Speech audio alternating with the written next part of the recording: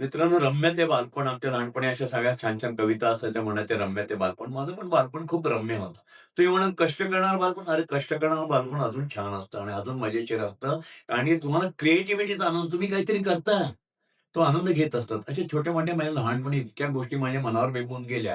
तर तुम्हाला प्रश्न वाटतो, डी-एस-के असे कसे घडले? असे कसे घडले? चांगले घडले, वाईट घडले माहीत नाही. पण जे घडले त्याला माझ्या बालपणच्या कित्येक गोष्टी कारणीभूत आहे. आमचा एक मित्र होता बबन गोळे. नावासकट सांगतो. आता त्याची पुढची पिढी असेल, बबन पण असेल कदाचित. आता काही-काही तर वयोमानाने पुढे-मागे झाले असतील. तर बबन गोळेच्या वडिलांचा धंदा टांग्याचा होता. आमच्या लहानपणी रिक्षापेक्षा टांगे जास्त होते. मी तुम्हाला परत सांगतो, माझा जन्म 50चा.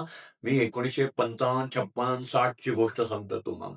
नॅचरली त्या टांग्याचा तबेला असायचा. आम्ही ज्या वाड्यात न्यायचं राहायचो तिथे टांग्याचा तबेला असायचा आणि तिथं घोडा असायचा.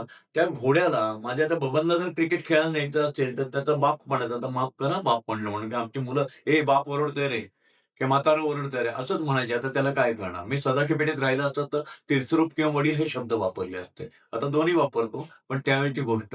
म्हणून "ए ते आधी खरारा कर, ते गोठा साफ कर, मग जा कुठे तुला खेळायला जायचंय. ते चेंडूला बॅट मारायचे आणि नंतर जा."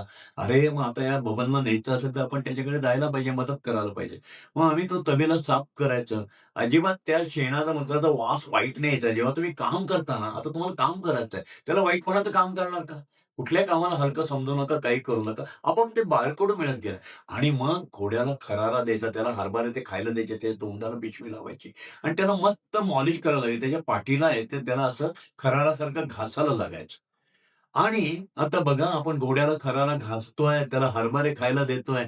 घोडा डोळे मिचकवतो, इतके सुंदर डोळे मिचकवतो. झालं तुमच्या प्रेमात पडला. शेपटी हलवतो. एखादा मुका जनावर पण त्याला जर तुम्ही प्रेम केलं, त्याची पाठीवर हात फिरवला, त्याला थोडा खरारा केला, थोडं मॉलिश केलं, त्याला हरभरे खायला केले, तो किती प्रेम करतो. ते जे निर्व्याज प्रेम आहे ना, ते लहानपणी कुठेतरी इथे डोक्यात बसून गेलं आणि त्याच प्रेमापोटी माझ्या बिझनेसचे जे काही अनेक रूप आहेत, लोकांच्याबरोबर मिक्सअप व्हायचे याचे, ते शिकत गेलो. मुकं जनावर जर एवढं प्रेम करतं, तर खरा माणूस किती प्रेम करेल. आंब्याची कोय लावली तर आंब्याचं झाड उगवेल, निवडुंगाचं कसं उगवेल, तसे प्रेमाची रोपे लावा रे तुम्ही. अशा प्रकारे बिझनेसचे छोटे-छोटे बाळकडू त्या लहानपणात मिळून गेले. असं ते माझं रम्य सुंदर बालपण होतं.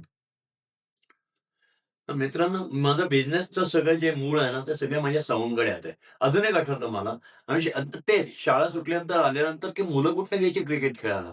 एक गणेश नावाचा मुलगा अमृततुल्य हॉटेलमध्ये काम करेल.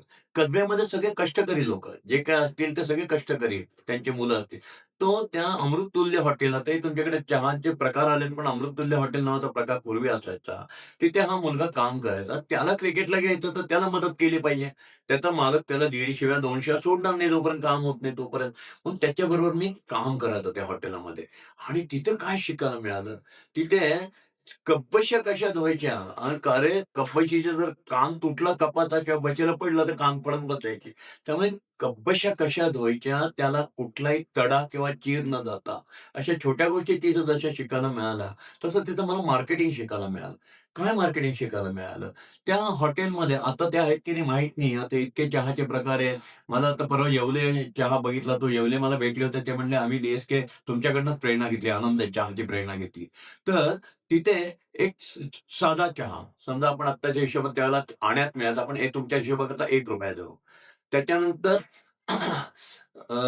मसाला चहा ₹2 आणि मारामारी चहा ₹1.5.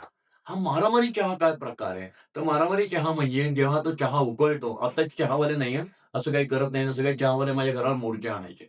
पूर्वीच्या काळी गरिबीच अशी होती, सगळ्यात कसं थोडक्यात भागवायचा हा प्रकार होता.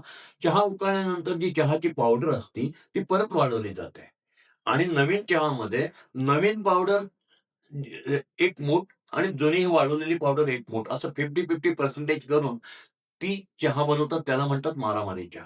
आता तो मारामारी चहा जास्त खपला जायचा.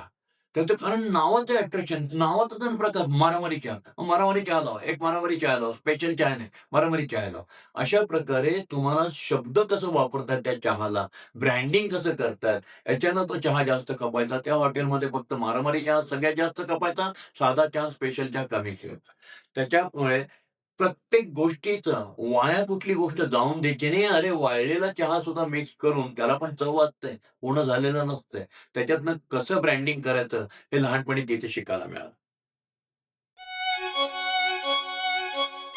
घरासाठी काडी काडी जमवतात माणसं, टुमदार स्वप्नात रंगतात माणसं, छान छान घरात राहतात माणसं. जेव्हा भेटतात घराला घरपण देणारी माणसं, घराला घरपण देणारी माणसं. DSK घराला घरपण देणारी माणसं.